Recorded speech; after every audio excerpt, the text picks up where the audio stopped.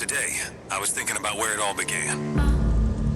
The roots go deep, back to the big WW2. Today, the feds are gone. But we're still here, shining the spotlight of truth on the world. Years ago, we had photos. Nero death camps, built to hold us, American citizens. No one believed me. If more of us had spoken up, none of this would have happened. Tell you one thing, it won't happen again.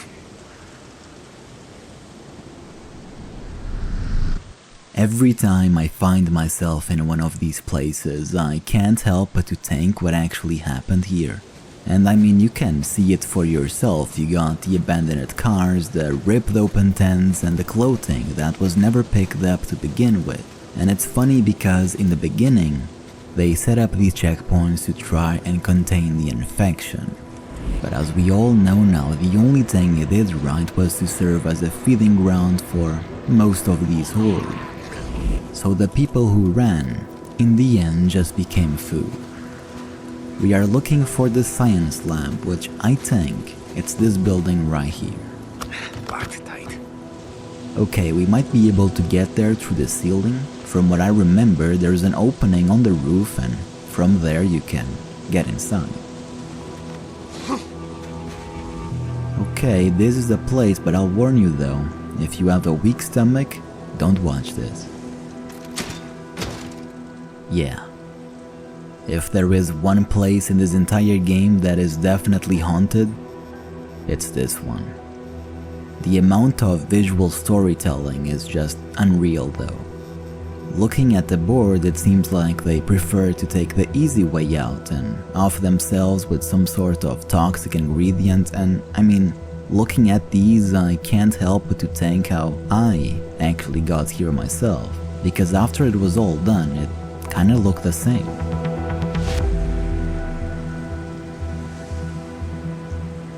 I was looking for fuel, better weapons and ammunition. You know how it goes, in this world you do what you gotta do to survive. And if that meant riding the world free of a few unwanted presences, then I was okay with that, and even willing to take it a step further. And then I heard about this camp, but it was not your regular ambush camp. This was different.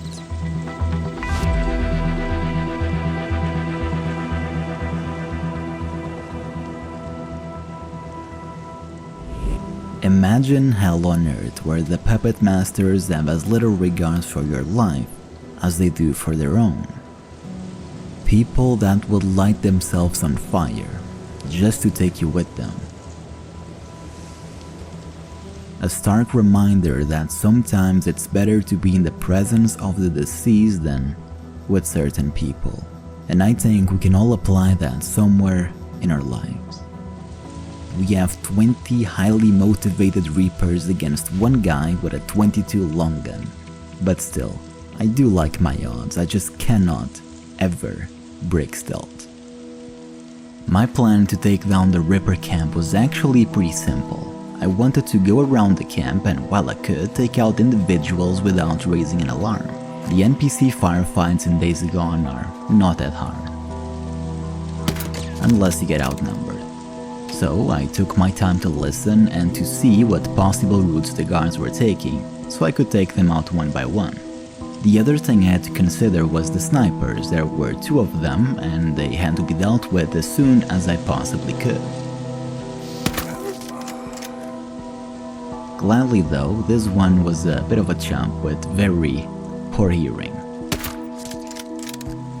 Every now and again though, there was also this Ripper biker going around the camp, but while I was able to get far away from the road, he wouldn't give me any issues.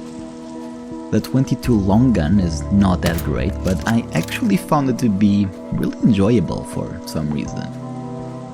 Not always though, it can be a pain in the ass sometimes.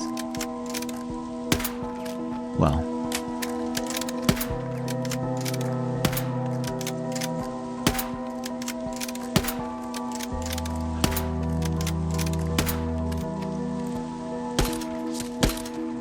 that was painful.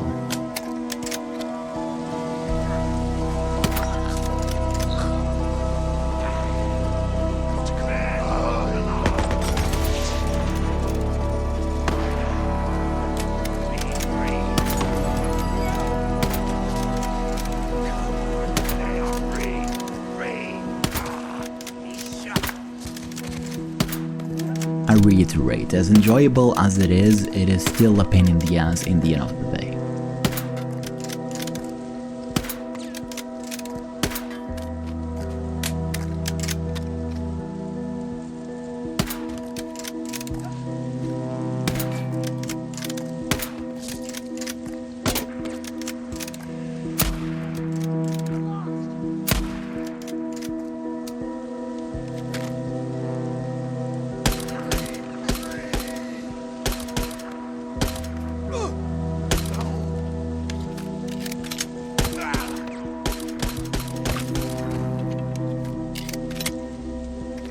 That's how that went.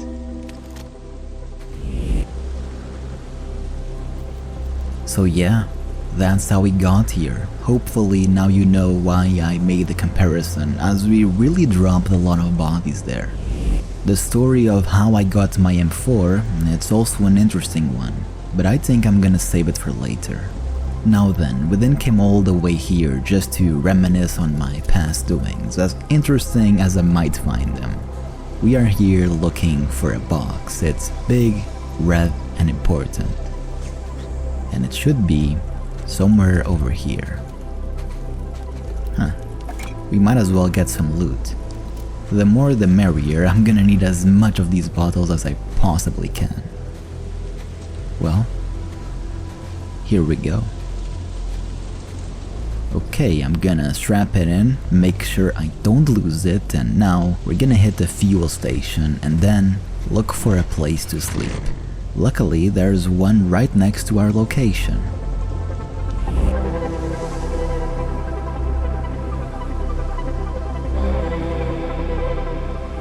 We finally made our way to the fuel station, and as I quickly found out, something had happened there. There were a lot of bodies. Some were freakers and others were human. I guess that explains the gunshots I heard earlier before. At least now I knew what happened. Unfortunately though, there really was no fuel here. So I took my time and got some supplies for the road. I looted the entire building, well, both of them, and then made my way to my next objective. This one though will be a lot harder to get in than an abandoned fuel station.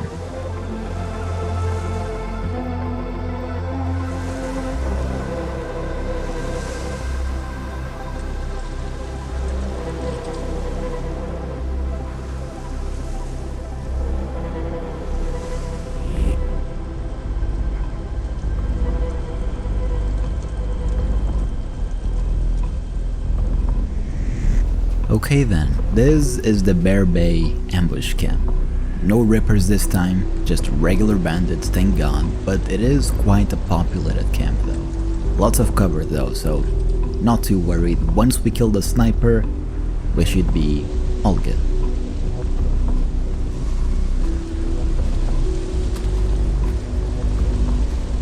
Okay, there's two of them.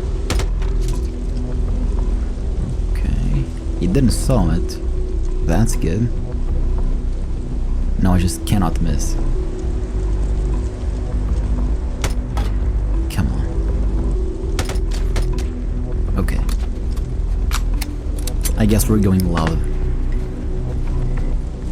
I think there's a machine gunner on the right there.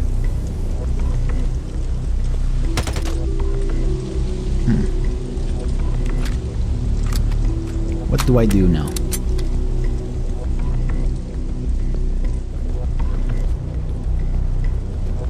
They don't know exactly where I am, which is good.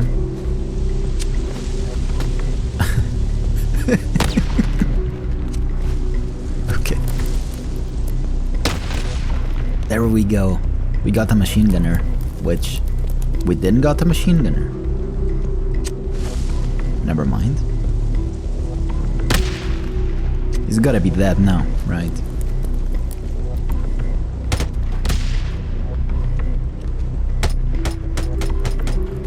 He's not dead.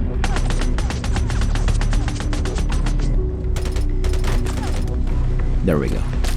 There's a lot of them though. Holy crap.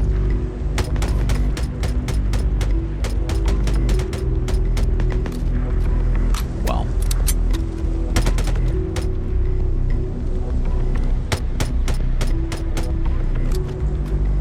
one to my left.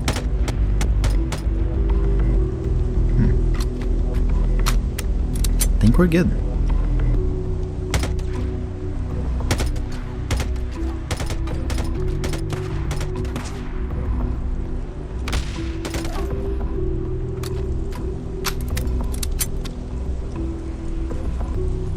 Yeah, I'm not too sure. I know there's plenty of them. More. But what might have happened actually is that because the camp is so big, they haven't heard me yet, at all.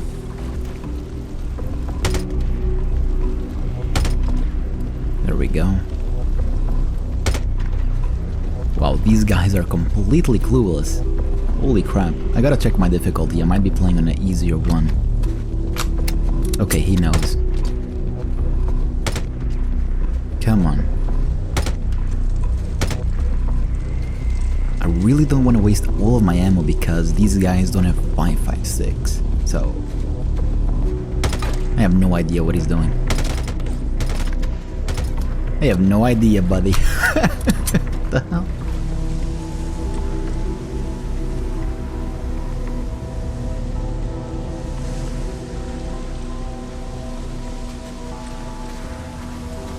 I don't know what it is with these bandits that they all like to hang people.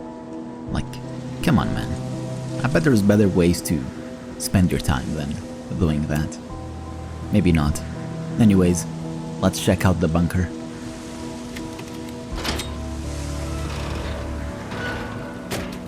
I mean, it's not a terrible bunker. I've seen better though. But I did promise you, I will tell you how I got my M4. The super interesting story of how I got it, so here we go.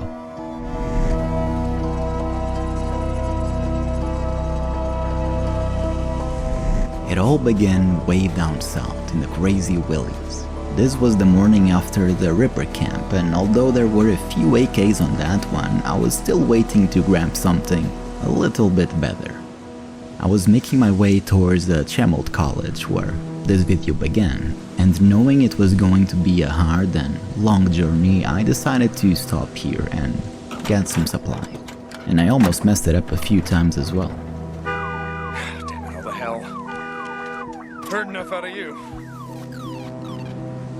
But Crazy Willie's is a nice place to loot. There's all kinds of things here, mostly kerosene, which, well, it's kinda important when you want to make Molotovs, but you can really find anything here. After looting a few cars, I got on top of the mechanic building, and something caught my eye. At first I thought it was only one, but bad news never come along, and I dispatched the second one quite quickly. After that I scouted a bit more, and what do you know, 2 more. What ensued was a pretty awkward fight, but I did kill them, and his friend as well.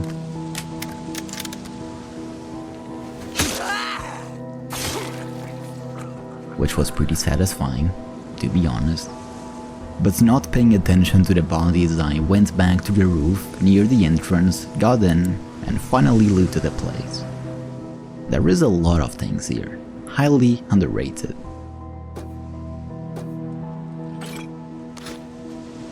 And just before I left, I went to loot the bodies, and what do you know? There it was, an M4 just waiting for me to grab it. It's actually a 416, but you get my point. It is a mod after all, which is linked below. So yeah, I got my fuel, I put the fuel in my bike, and I drove all the way to the Chemold College, and that's how the history goes. And now we're here.